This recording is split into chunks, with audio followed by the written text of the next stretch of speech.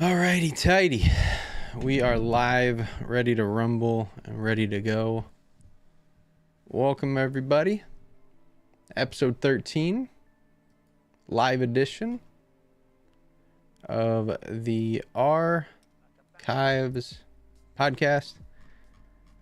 And today we're going to be talking about a good chunk of stuff. In particularly, going to be talking about why I think Luke Skywalker is the GOAT. Going to give him his own little segment in the new segment that we're calling Star Wars Character Spotlight. Going to talk a little bit about some lore and some history. Going to delve into some theories. Going to hit up some of the mailbag questions, as we have 7 questions today. And then talk about some upcoming episodes.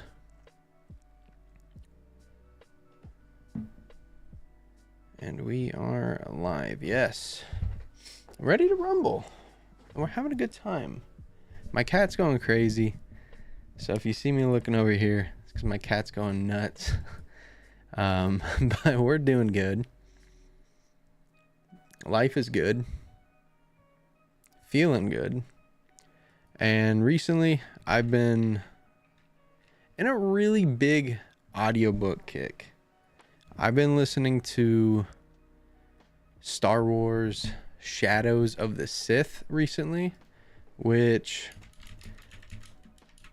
I want to say the book came out in 2021?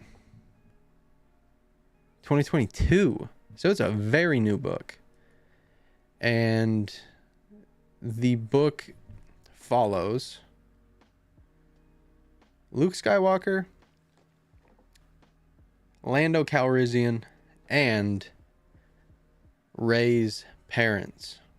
Those are the 3 point of views that we follow. We also follow this Sith acolyte woman who is very scary, but I love the book to death. We also get a little bit of Ben Solo, a little bit of Lor San Tekka, and one of my favorite parts of the book is the interaction with Force Ghost Anakin that we get. It's one of my favorite books that we've gotten, genuinely. And I know it's just a lore dump. It's just a lore dump for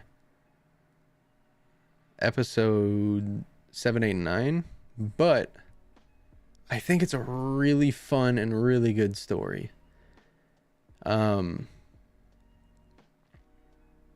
Before I even picked up the book, I was drawn in. They always say never judge a book by its cover. Who believes that? Who believes that? We're human beings. We're judgmental. It's what we do. I have no issues, no qualms with it. As long as you're being real, you're being real. That's what I say. But the thing about the book that I truly loved, the thing about it was, and I'm not done with it. I think I'm in chapter 31, right? But the thing about it is just how easy it is. And I'm listening to it. It's an audiobook. But it's very easy to follow along.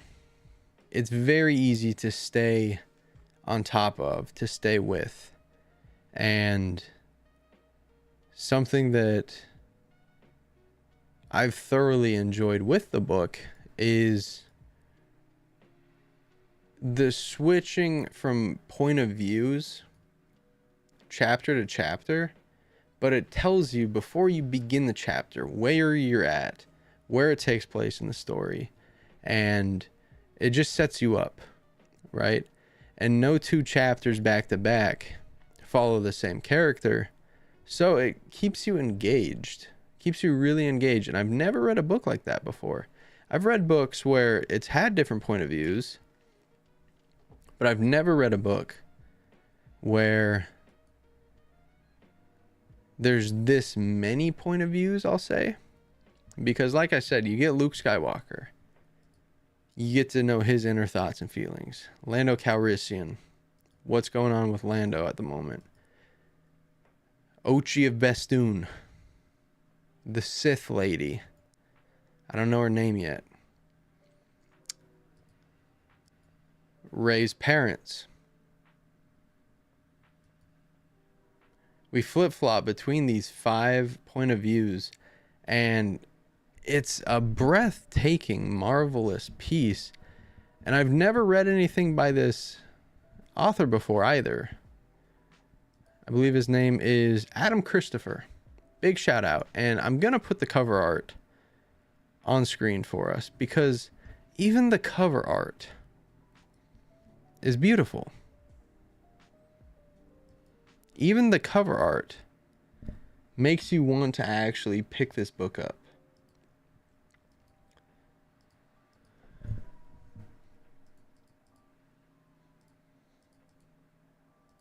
Like, that's just sensational stuff right there. You know what I'm saying? That's just sensational stuff right there. And as you read it, you understand more and more about each individual character. The one thing that is kind of captivating for me especially is how well that they capture these characters with the voice actors. And it's something that I wanted to talk about, and I'm going to go in more depth in its own private little video this week, and that's the continued advancement of voice acting, of audiobooks, and just how special I think things could get. Now, I know a lot of people,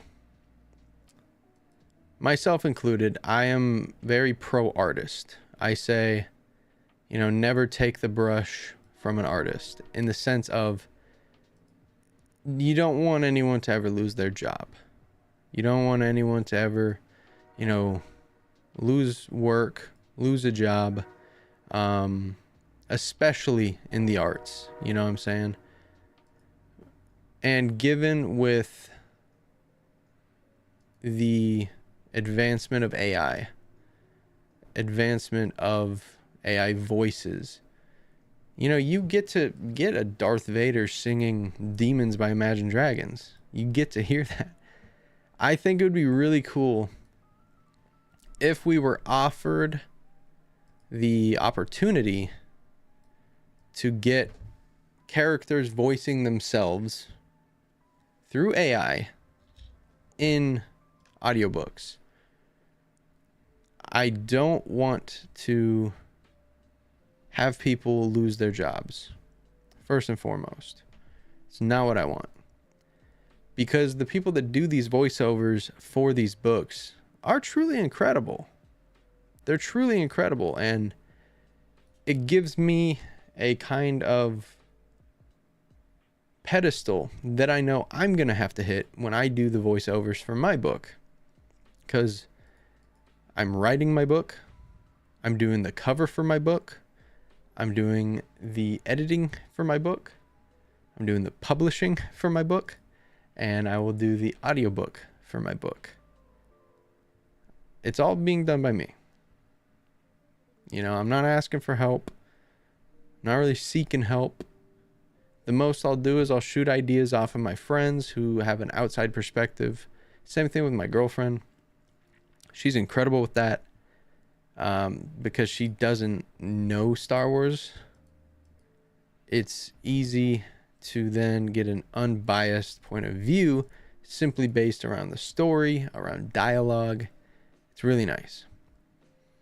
And I'm also trying to just do justice to George Lucas's characters, whom I feel were kind of slighted, disrespected in some of the movies that have been put out recently.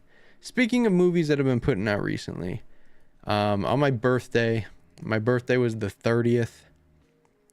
Halloween, I also did some celebratory stuff with family. So we didn't. And then the Sunday, the 29th, I was chilling with my girlfriend on FaceTime.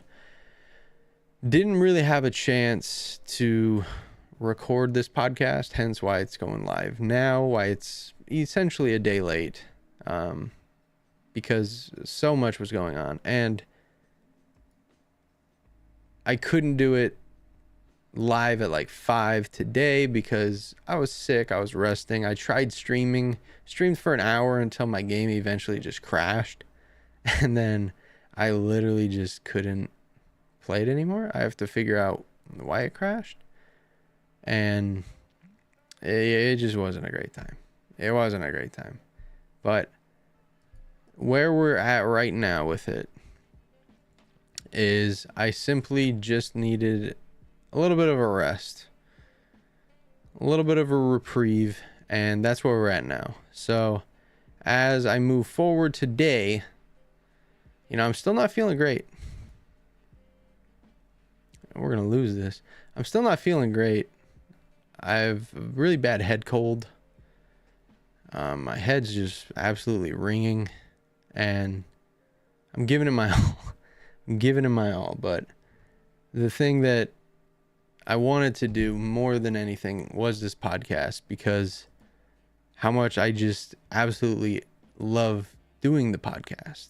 This podcast is what I look forward to, content creation wise, every single week, because we're 13 episodes deep and we have not missed an episode apart from when I was in Scotland.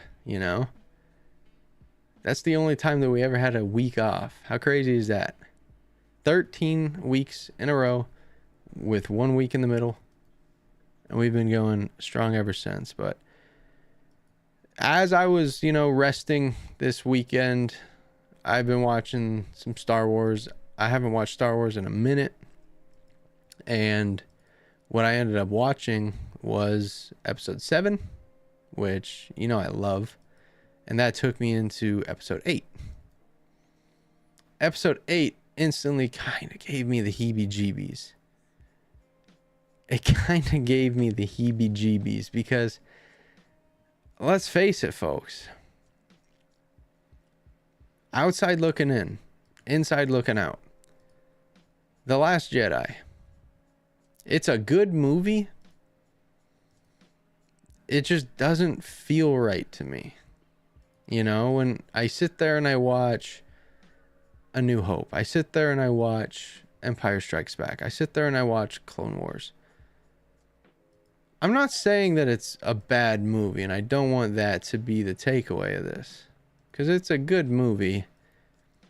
It's just tough Star Wars, right? The dialogue, the types of jokes, the comedic timing, it feels like a bad comedy. And it's shot weird. The cinematography is really good, but the writing, I just have to say, is piss poor. The way that I view it is it's a sabotage. It's a sabotage of what could have been a really good story.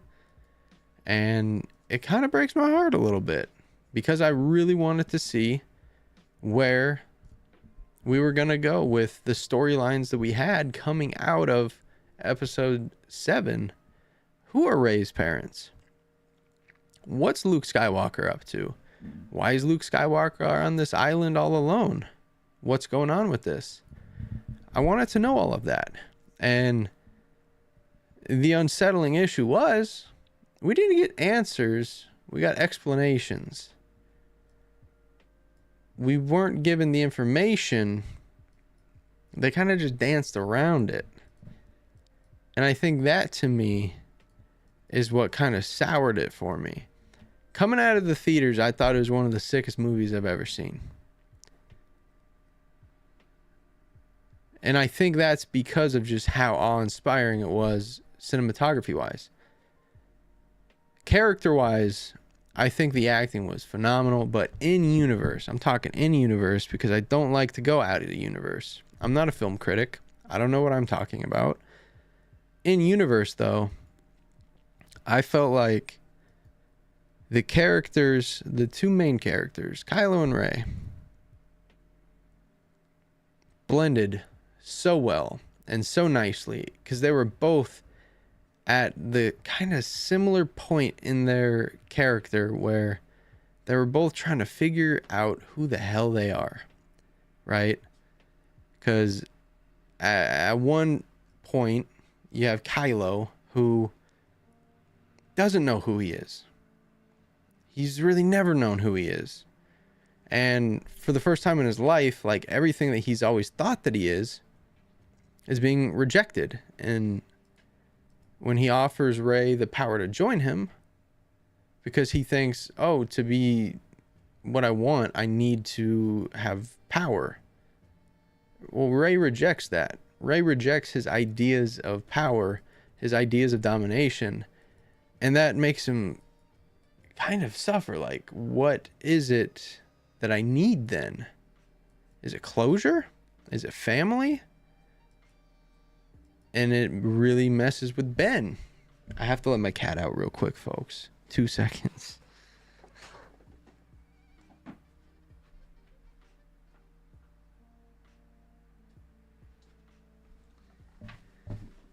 She will be back in here within a minute, so don't you worry. But with Ben, he kind of gets flustered and emotional, and he reacts how anybody would in that situation, you know? He lets his emotions evoke.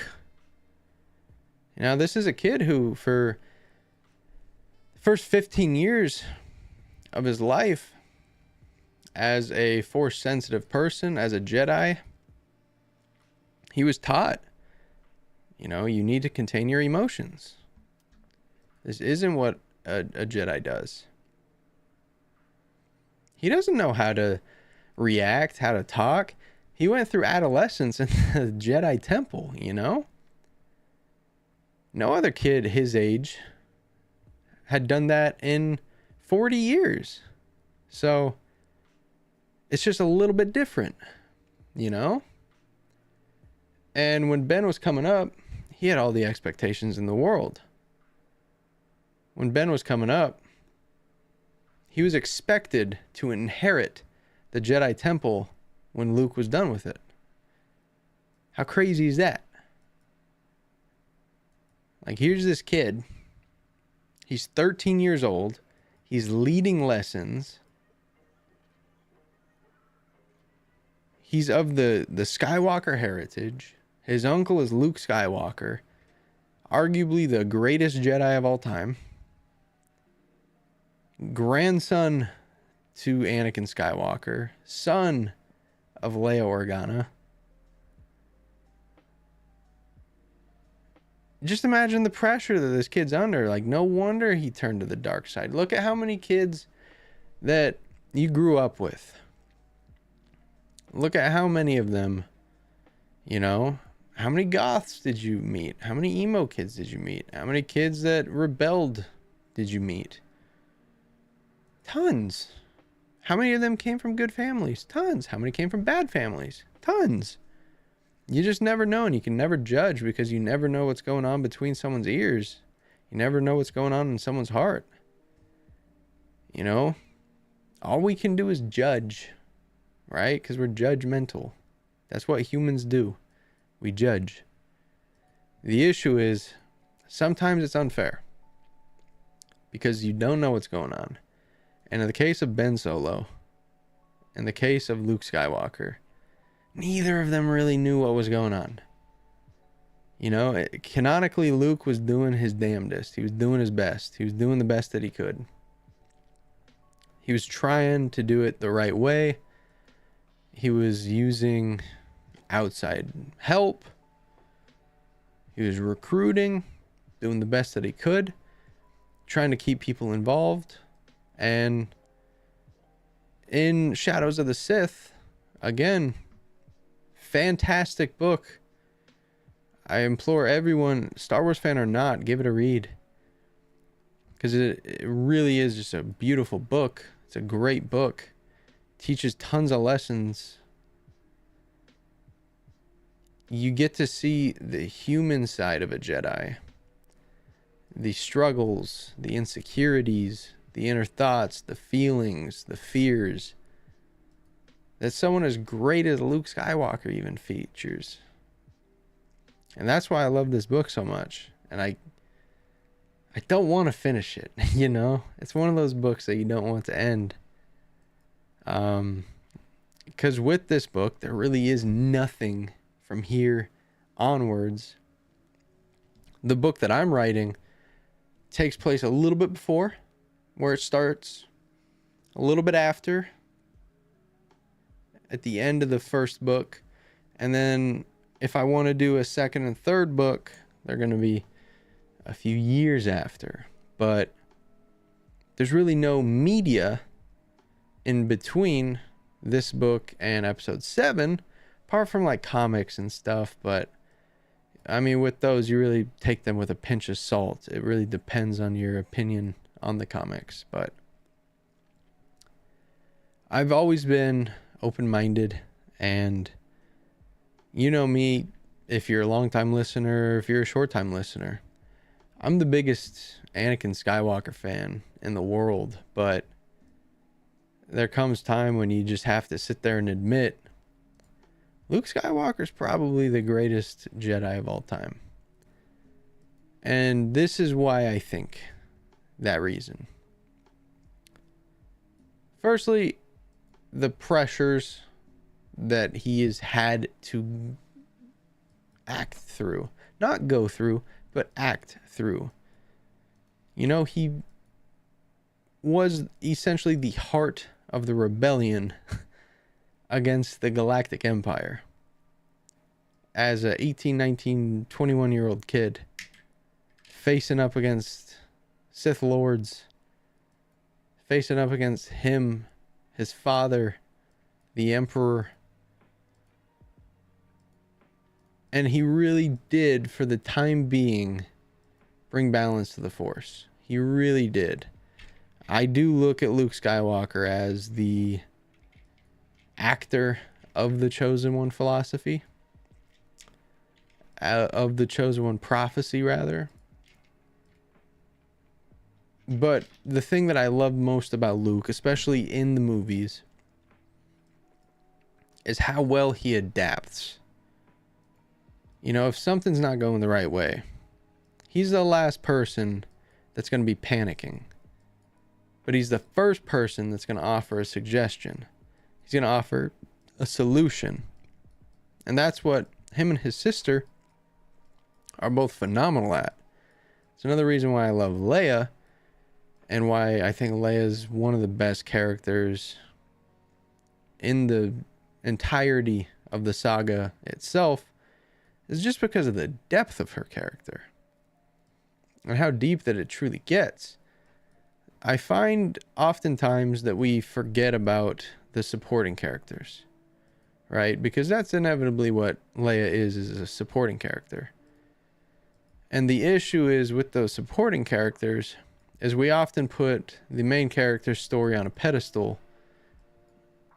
Whereas I feel like in the story of Star Wars, it's not really all about the main character. Of course, Star Wars is the story of Anakin Skywalker. But at the same time, we're being blessed and we're being told some amazing stories of how many thousands of characters, you know? For my birthday gift for myself, I plan on getting the archives. Funny enough, the archives by Paul Duncan. And I'm going to get both editions. I'm going to get the old school edition and the prequel edition. And I'm really excited for those. I'm thoroughly excited for those. Because as much as I know about the galaxy far, far away, there's just so much that I don't know, so much that I can't wait to uncover. Because I love this stuff, man. I really deeply love this stuff. It makes me happy. It gives me hope. It tells me that no matter how bad it gets, there's always going to be hope. And for me personally, something that I really resonate with Luke Skywalker in is his relationship with his father is a almost damn near exact similarity of my relationship with my father. At a certain point, you know, my first 9 years of my life, my dad was my hero. He was my Superman. When I was 9 years old, he was diagnosed with bladder cancer. He was given 3 months to live. So the hospital was like, you know, we're going to send you and your family to Disneyland. Go enjoy it. Go have fun with your family. And we went to Disneyland. Had a blast, right? Well, 4 months later, my dad's still alive. And while he's still alive, he's just not himself, right? He's a different person. And, you know, he beats it. He beats cancer after chemotherapy, after surgeries, after literal tubes were sticking out of each extremity, and he was getting daily injections, steroids, shots, pills, this, that, the other. Imagine, you know, I never like to think without context. Just imagine what he must have been going through every day, hearing multiple times that you have blank days to live, right? It has to be a really, really lonely place mentally. And I understand that. When I'm 10 years old, my dad really, really abuses me for the first time. Like, I'm talking serious stuff. Serious stuff. And from 10 to 16, it was basically torment. Day in and day out. You never knew which guy you were going to get. You go downstairs. He's got a cocktail. He's got a beer. It's 8 a.m. Great guy, though. I gotta say. Because that's all I knew. I knew my dad. Eddie said, "Good night, little boy," and I said, "Bye, soy boy." He just laughed. I don't like Silas. The thing that my dad did that I will never, ever, ever forget is he got me into Star Wars. He got me into Star Wars. You know, he took us to episode 2 at Regal Cinema Theaters because we got 2 tickets and a Lucky Charms box that came with the lightsaber spoons.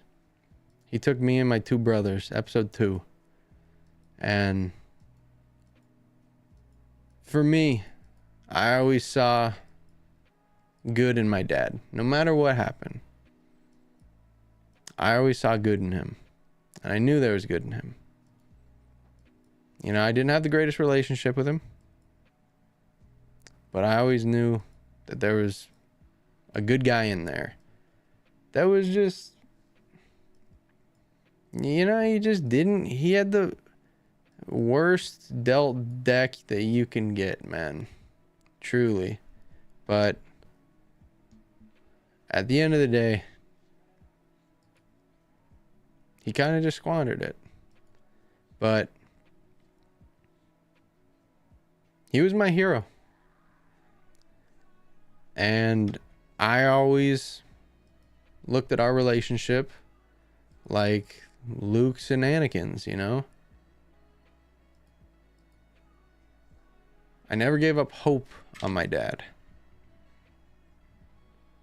And that's why Star Wars really is special to me, because every time I watch it, I think of my dad. And I think, what do you think about this right now? I wonder what his opinion is.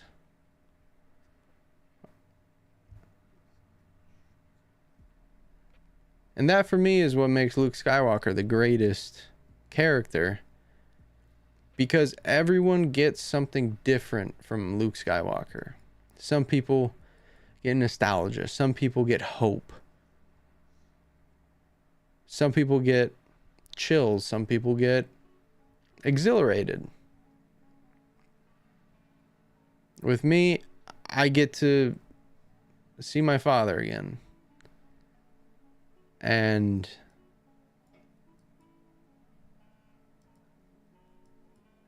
that's something that I'll never, ever be able to repay to Star Wars, because truthfully, as captivating, as great as it is, it's really as simple as that. You know? I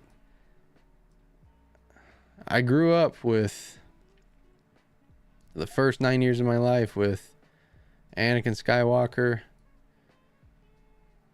and the rest of it was with Darth Vader. But I always knew that there was good in him.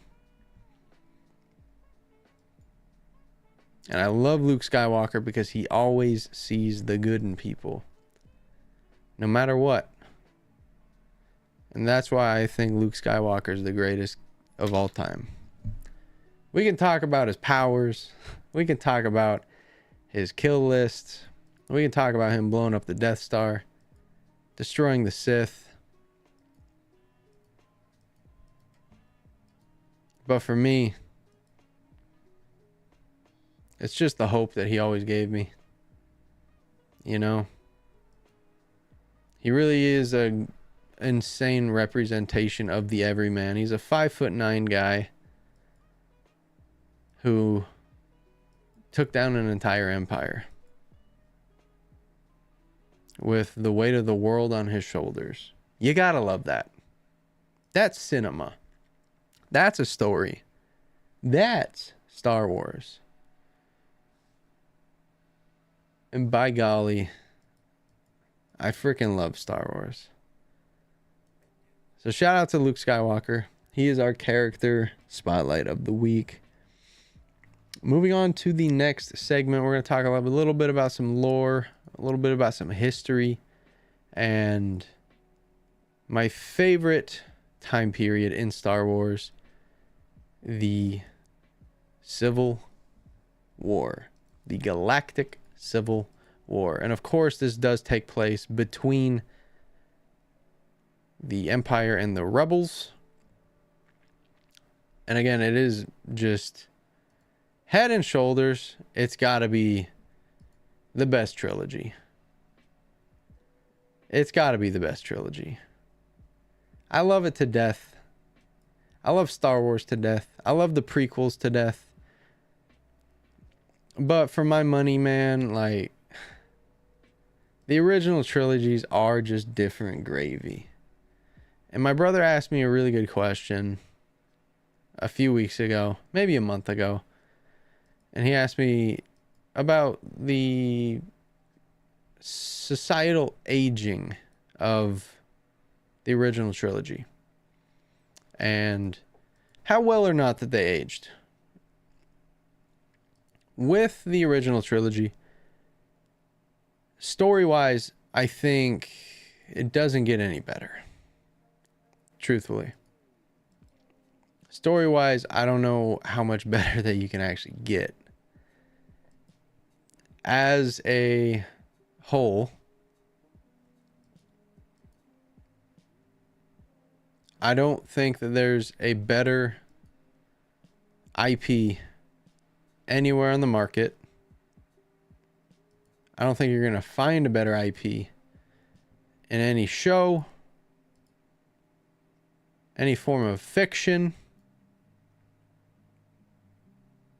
I just don't think it exists, truthfully. I don't think anything is better than Star Wars. 9 episodes with side movies, side TV shows, brand new characters damn near every year, expanded upon characters that you love, comics, books, audiobooks. If you're into it, animes, I am not. video games. Like, there's not a realm. My bad cat has came into the room. Big Luke. There's not a realm where Star Wars doesn't touch. And it doesn't dominate. And it doesn't create magic.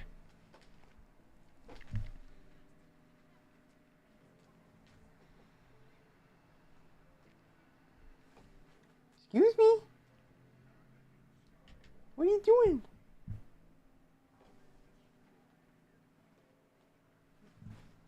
Sweet pea. I got a new flag for my room. I got the Union Jack. I am thinking about getting a Star Wars flag, like an Empire flag, but that is not a... Leia, please. Leia, please. You're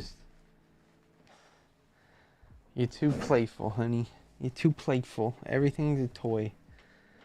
It's a very deep investment to make. So I'm thinking about it. We're considering it. But as far as it all goes, the thing that I love most about the Galactic Civil War is the night and day comparisons that we get and the contrast that we get with the Empire and with the Rebels. With the Empire, everything's so sleek, it's so minimalistic, so monochromatic. And with the Rebels, it's all like hunky-dory thrown together, this, that, the other. And we can take a look visually simply at the starships, right? So here it is, the cut and dry Imperial TIE Fighter. It's sleek, it's polished, it's black, it's silver, and it's beautiful, right? It's beautiful, fine-tuned, nicely crafted. You look at the Rebellion. You look at a typical X-Wing. Red Squadron. Leia, what are you doing? And just, it's thrown together. It's sleek, it's fast, it's loud, it's in your face. I look at these, I look at an X-Wing and I see like a street car, you know, something that you like mod, like a Subaru or something. I look at an X-Wing and I see just rebel. I look at a TIE Fighter and I see Imperial, yes man, by the book, this, that, the other, military, doodad. Not the biggest fan. I am not the biggest fan. I love the sound of the engine though. Oh my god. It's beautiful. It truly is just absolutely beautiful, the sounds that these engines make. And that's the contrast, because with X-Wings, it's much more shallow. It's much more calm. Whereas TIE Fighters are just in your face. They're letting you know that they're there. It's driving home that image of fear that is just driving into your very soul. Even if you're, you know, falling from the wayside, you can hear it. And you know that it's going to be there. Whereas X-Wings, they just pop up. And you see that in the movies too. Prime example, episode 7. The X-Wings just rock up on Maz's castle. Save the day. But you don't expect them to.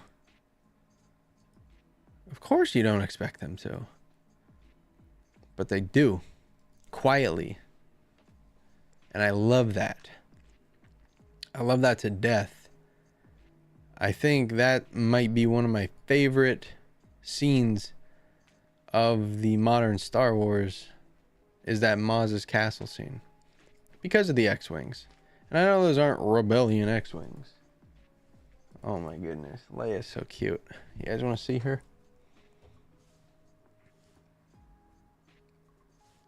She's very dark.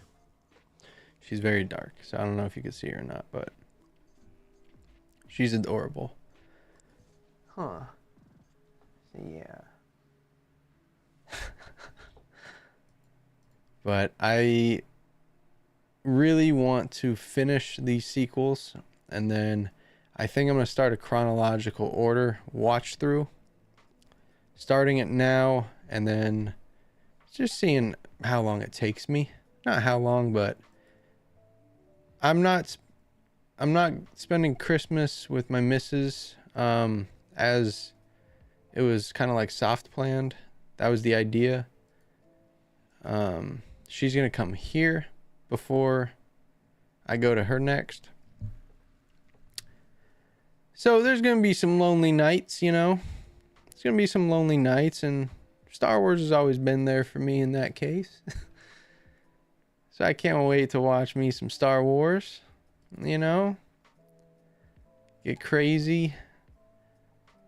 Get some Shirley Temple action going. Probably not Shirley Temple action, but we'll see.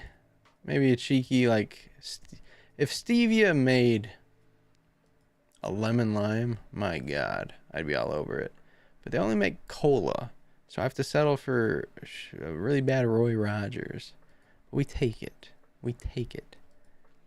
Now, I'm rambling about Roy Rogers at this point, but what I'm trying to say is the thing that I love most about the Empire and the Rebels, about the Galactic Civil War, really is the contrast and how easily you're able to tell the two apart. And I think those two are genuinely gorgeous. They're genuinely beautiful. And it makes me really excited to be a fan when two sides are obviously such differences. Jedi and Sith, blue against red. Empire Rebellion, sleek versus disastrous. First Order against Resistance. Gorgeous, black, white, red versus all the colors of the rainbow. You know what I mean? Power, hope. What wins? Talent, hard work. That's essentially how I see it. And man, Star Wars is just beautiful, isn't it? It really is, because the stories are so simple. The stories are so simple. Yet, day in, day out, you get a little bit different of a perspective, however you want to look at it. Do you want to look at the sequels? Look at Rey as the main character? Go for it. Do you want to look at the sequels? Look at Kylo as the main character? Go for it. Finn? Go for it. Luke? Go for it. Because all of them, you're able to do so. All of them give you the ability to do so. And it's for that reason, man, that I thoroughly enjoy Star Wars. Moving on to the next segment. We've got some fan theories that I've came up with that I want to go into. And there's a couple, right? And before we get into these theories, I do want to say thank you to everyone that's listened to the pod. And if you have enjoyed, definitely make sure to subscribe, follow us, whatever platform you're on, leave us a 5-star rating. It definitely helps. And follow me everywhere at AlsoTeeko, at Star Wars TAP, and don't forget to always tap in. One of the interesting facts about Luke, about Star Wars, is the blue milk that you see Luke drinking.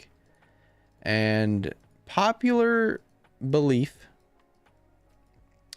is that this stuff is tasty. Little do you know, it's not really what you think it is. You know, you think milk, and you think, oh, nice, easy, not a whole lot of flavor there. Blue milk is actually sweet. It has sweet notes. It kind of tastes very fruit-esque, but it's not from a fruit. Blue milk actually comes from banthas. Funny enough, believe it or not. Which is one of my favorite little fun facts. One of my favorite little Star Wars fun facts is that blue milk is actually bantha milk. So, take that with a grain of salt, or enjoy that one. And another one about Luke, his garb in Return of the Jedi is obviously it's a black suit, and that was designed specifically to help show the internal tug and pull that he's facing with the dark side. And early on, you legitimately see Luke use some dark side powers. You see him force choke some Gamorrean guards, and this led a lot of people to theorize that Luke was a gray Jedi. Gray Jedis who were not followers of the traditional Jedi sense, but they were followers of the Force. Someone sort of like Baylan Skoll. Gray Jedis don't exist canonically. It is just a literal fan theory. But what I love about it the most is that it does give a little bit of context to why Luke would do, say, or act out certain things, and showing some conflict, in my estimations, in my opinion, is always one of the best things that you can do with a character. Showing a little bit of internal struggle, because as humans, no one's ever perfect. We always have struggle. We always have thoughts. We always have self-doubting opinions on ourselves. And it would be frugal to think that we don't have that kind of stuff. So it was really refreshing as a first-time active watcher of Star Wars to get to see imperfections. There's not a perfect character on the entire screen except Padme Amidala, but we're not even going to talk about her because we're talking about her son, right? We're talking about Big Luke here. Now, Luke was a perfect embodiment of contrast, because everything that he was everything that Darth Vader was not. And essentially it was also everything that Anakin was meant to be, right? That's what I adore about a character like Luke, is because it set the table for then when we get a character like an Anakin Skywalker, we can then go and say like, oh, I like that. That does make a lot of sense. That's special right there. Okay. So when you see Anakin in episode 2 rocking the dark garbs, it's a good throw to Luke. It's a really good throw to Luke. And I loved it. Let's see. This is a theory of mine. This one's a theory of mine. And Jesus Christ, that's terrible. My theory goes that why was Luke on the island by himself? And my theory states Luke was on the island by himself because not only did the Jedi temple that he led burn down, corrupt, go to Ish, etc. I'm going to say that Luke's family, his wife, left/died. I think it's a good way to bring Mara Jade into canon, and it's a good way to explain why he would seclude himself, right? We've all been there. We've all been through it. It would be understandable if Luke were to self-isolate because his missus died. It would make a lot more sense. And the only bad issue is that I don't think J.J. Abrams meant for Luke to be a grumpy curmudgeon on an island. I think genuinely he went there for all the right reasons. But again, I think the writing was just sabotaged. If Luke didn't throw that damn lightsaber over his shoulder, The Last Jedi was just terrible. It was just story-wise, it didn't accomplish anything. It didn't expand upon anything. It didn't really move anything. Right? It just killed Luke Skywalker. And that's always going to be a very, very, very tough thing to do and a tough thing to bounce back from. And I feel for the writers of Episode 9 because they're like, this is not what we signed up for. What the heck is this? So I'm going to make a video about writing Episode 8 coming off of Episode 7. I'm going to try and work on it with Van Seal and Mary J and Juder and all the Archives boys. And in the next episode of the Archives, we're going to go deep into that and just how we would fix it. Not the next episode, but the one after, because I really want to sit down and talk about it, think about it, hammer it out, and present it to you guys properly. So in a couple of weeks, we'll be out with that. And then I'll make a video for it on my main channel as well. Moving on to our mailbag segment. We have 7 questions. First one coming from Michael in Santa Clara, California. In episode 4, Luke begins his journey to become a Jedi.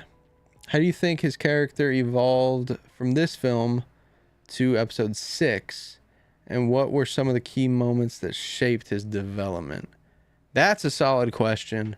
And it's the question that kind of made me want to talk about Luke this episode.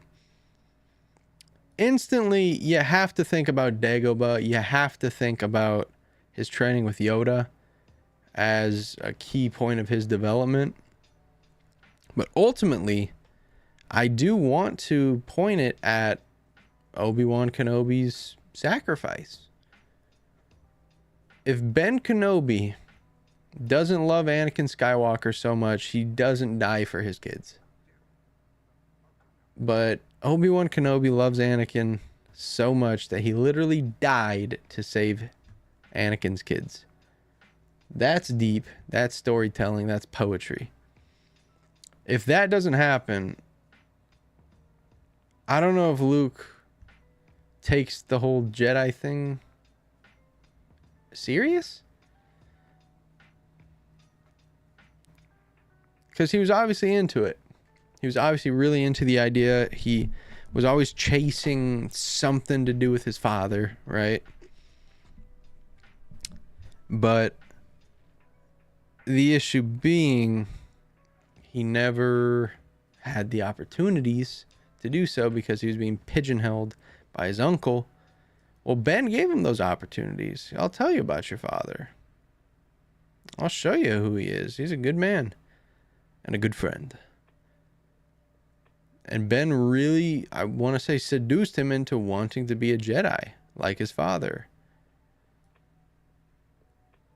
So that's point A of Luke wanted to be a Jedi. Point B is Ben dying. Point C is his training with, not even his training with Yoda. Point C is going to be,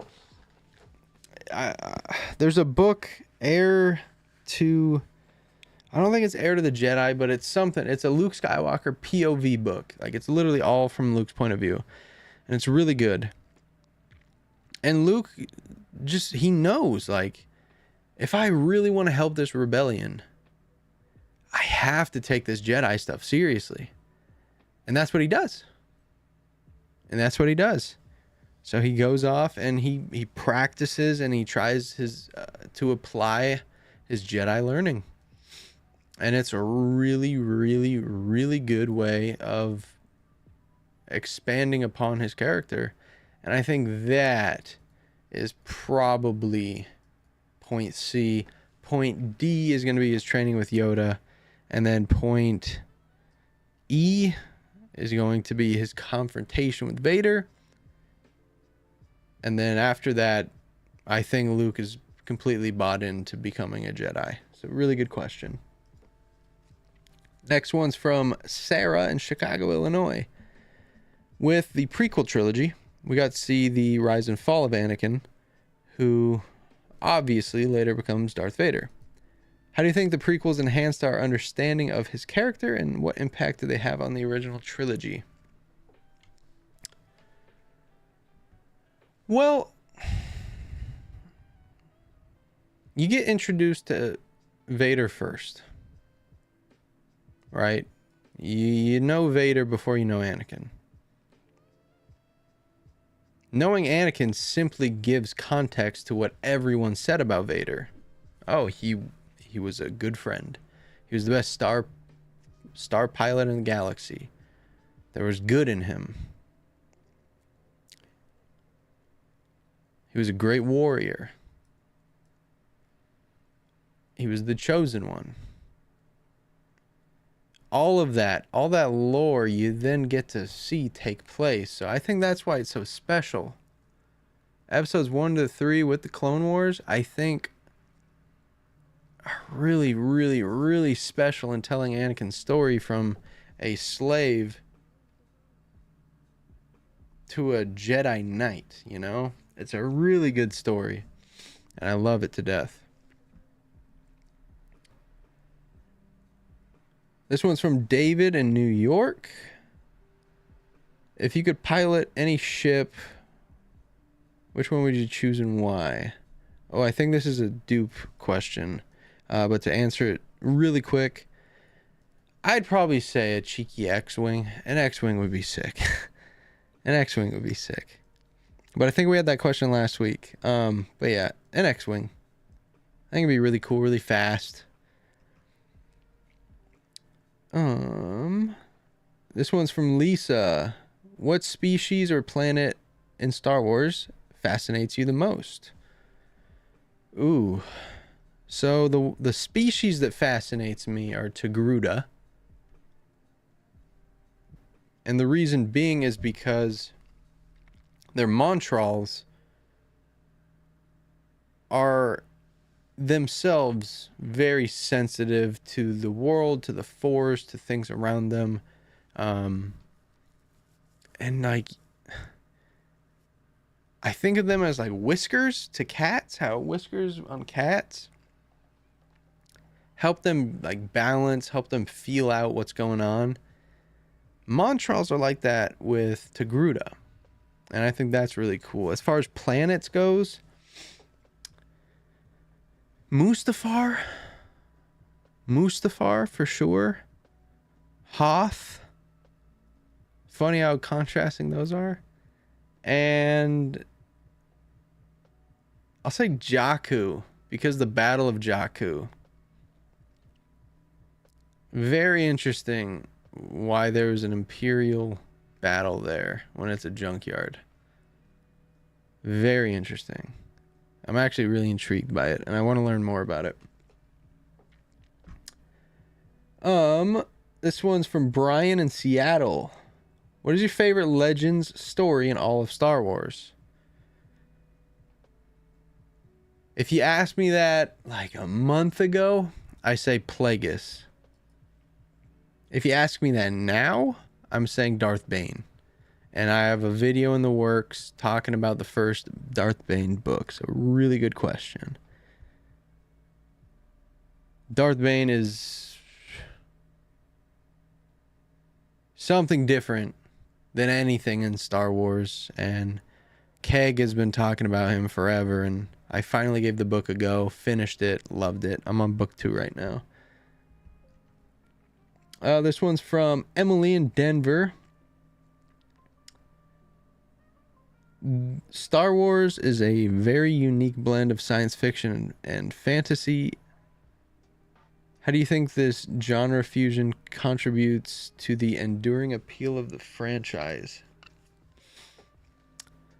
Well, I mean, it's kind of like a video game, right? It draws in people from both sides, and both are very alluring in their own right. So you combine them, it's bound to catch the appeal of almost everybody, right? Star Wars literally appeals to everyone, I feel.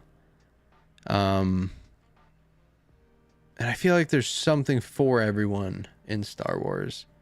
Show-wise, movie-wise, video game, comic book, comics, books, audiobooks. You get the gist. I feel like there's something for anybody. And I think the combination of those two elements are pretty big. They're pretty big. Science fiction, I feel like for the longest time was kind of carrying pop culture. And it still does. It still does with like superhero stuff, this, that, the other. That seems to be all you get.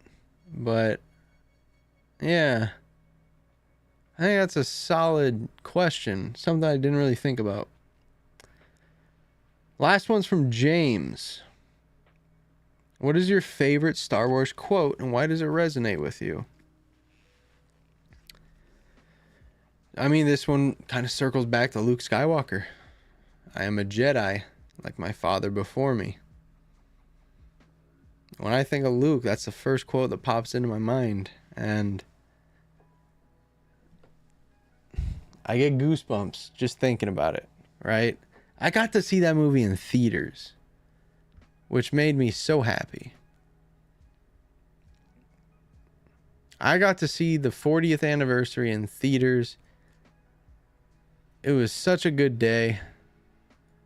I was talking to my girlfriend on the phone before I went in. She could see how excited I was.